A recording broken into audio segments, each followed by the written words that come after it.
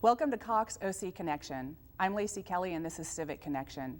I'm visiting with Donna Boston, who is the Director of Emergency Management Division of the Orange County Sheriff's Department. Welcome, Donna. Thank you for the opportunity to come and speak with you, Lacy. You bet. Well, I think we're going to start with the basics first. We all think of earthquakes and fire and flooding as emergencies, but what's the bigger picture of emergencies? Can you define it for us? Well, sure. In Orange County, we have a prevalent group of disasters that can actually affect the Orange County community. And you mentioned three of the larger and more frequent emergencies that occur for us. The two most frequent being flooding and fires. And I know I'm saying flooding in a time when we have a drought, but that is actually one of our most frequent emergencies that we respond to. And then fires. I think most of our community members are very familiar with our wildland fire threat and how that can actually even impact our more urban areas because of the way our infrastructure is built. Earthquakes are less frequent, but they really pack a punch. And I think we all know that those are significant issues that we need to prepare for.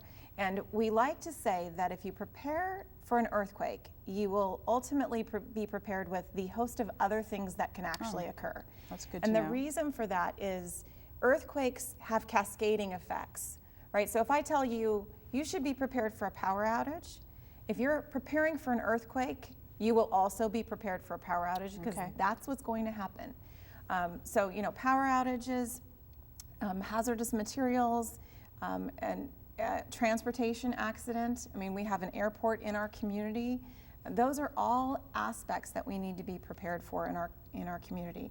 And though most people don't like the subject of terrorism, it is something that we plan for in Orange County. We work to be very vigilant in our community, and then we work to manage the consequences of all of those emergencies, including those that are human caused. Okay, excellent. Well, I want to talk a little bit more about the terrorism, but before I do, you mentioned floods and that we're during a drought. Maybe that seems counterintuitive. Isn't it true, though, that floods are more severe during a drought? Well, sure, right? We do have big aspects, major aspects that result from a lot of rain that occurs at one time. And that's really the situation in Orange County. Our systems are built for a nice amount of rain over a long period of time. That's what we all hope for. But when we get 1 to 2 inches in 1 hour, that's a heavy amount of rain, and that really taxes our flood control system. We do have a big flood area, and if you actually look at the system in place, say the Santa Ana River system, and the amount of money that has been put into protecting our flood plain in Orange County, it's a significant amount of money. And you start to realize that the flood threat is major for Orange County. There are a series of dams that protect our county, but and that all resulted from big disasters in the late 30s and early 40s. And that's why that system exists, to protect us. That's very comforting. I didn't even know that. I'll bet you a lot of the viewers didn't know it either. Yeah. So you're the Director of Emergency Management Division, not only for the Sheriff's Department, but this operational area. Can you tell us what that means? Well, the county has a responsibility in 2 ways for emergency management. We have the responsibility for unincorporated county area to act as their local government to respond and recover from emergencies in those areas. And then we also have a responsibility to work with all of the other layers of both government, private nonprofit, faith communities to respond to emergencies. So for instance, a city will have a responsibility to respond. And when that emergency grows larger and larger and they need more resources, they will come to the county. And the county will act as that operational area and bring in and mobilize more resources for that city to use. So all disasters remain local, but there needs to be a chain that we can pull resources rapidly and push them into that emergency response and manage it very quickly. And that's your role within the county within an emergency, is to facilitate all that collaboration and coordination within the county during an emergency? Exactly, and we do it before the emergency, right? So we have a very strong relationship with our non-governmental jurisdictions, our special districts, school districts. Sure. And when you start to plug all those agencies together, you do have what we call a force multiplier to manage those emergencies. Okay.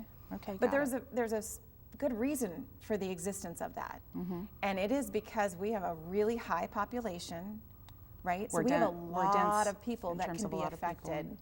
And when you look at the numbers of first responders, we don't have a first responder to go to every community member. Sure. So we need to pull in mass resources quickly and solve those emergencies. Okay. It's very difficult. Yeah. So in your planning, in distinction to an emergency, how are you funded on a day-to-day basis? And then when there's an emergency, how are you funded? Because I'm imagining that you have to have increased staffing during an emergency. Is that right? And our funding does get into the complexities. On a daily basis, funding for emergency management at the county level comes from multiple sources. So there is some county general fund, a small amount of county general fund.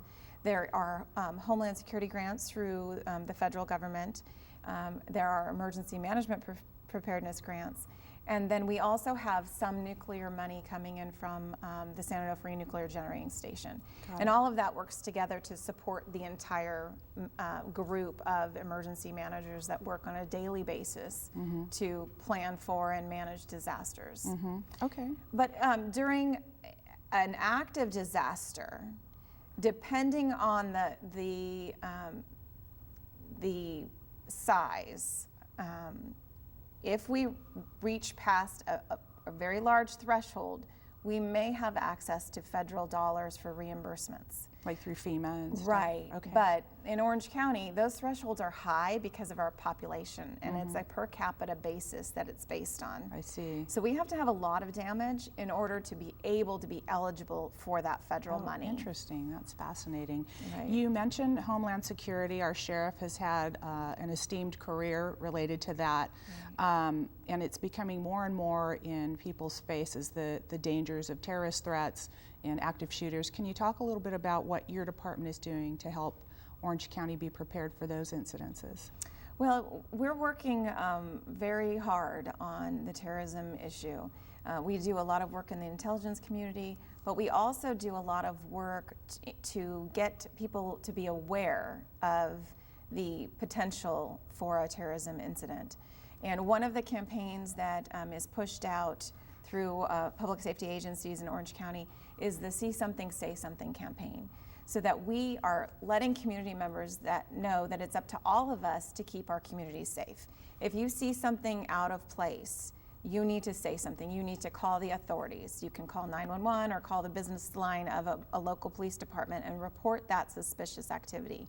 It's really important. If you see somebody taking pictures of a bridge, for instance, or of something that just doesn't sit right with you, you need to report that.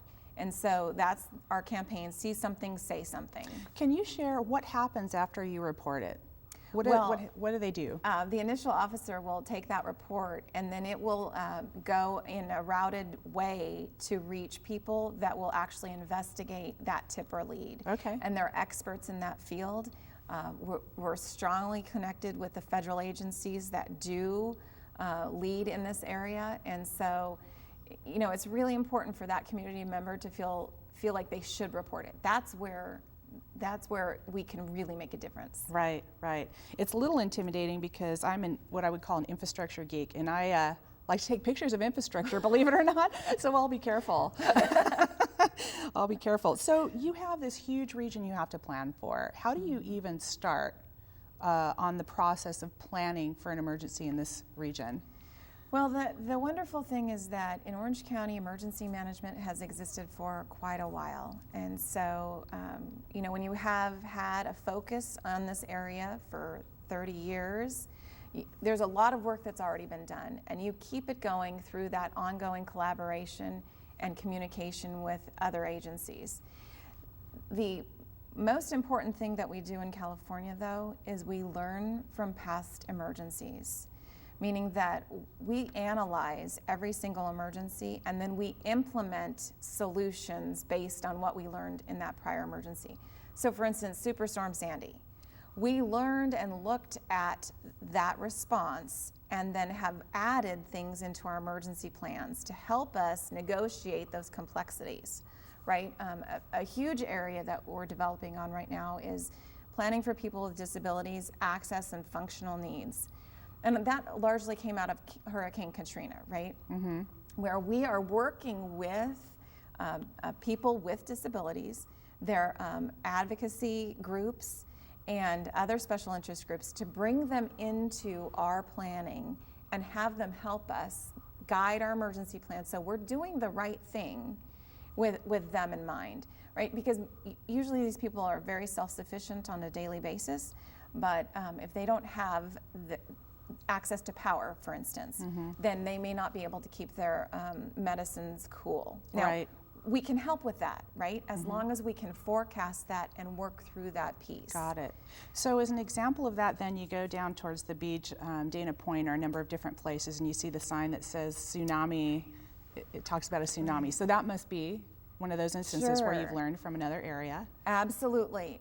In Orange County, we have been advanced in the tsunami planning area since before the major tsunami of 2004. So we actually were doing tsunami planning before that.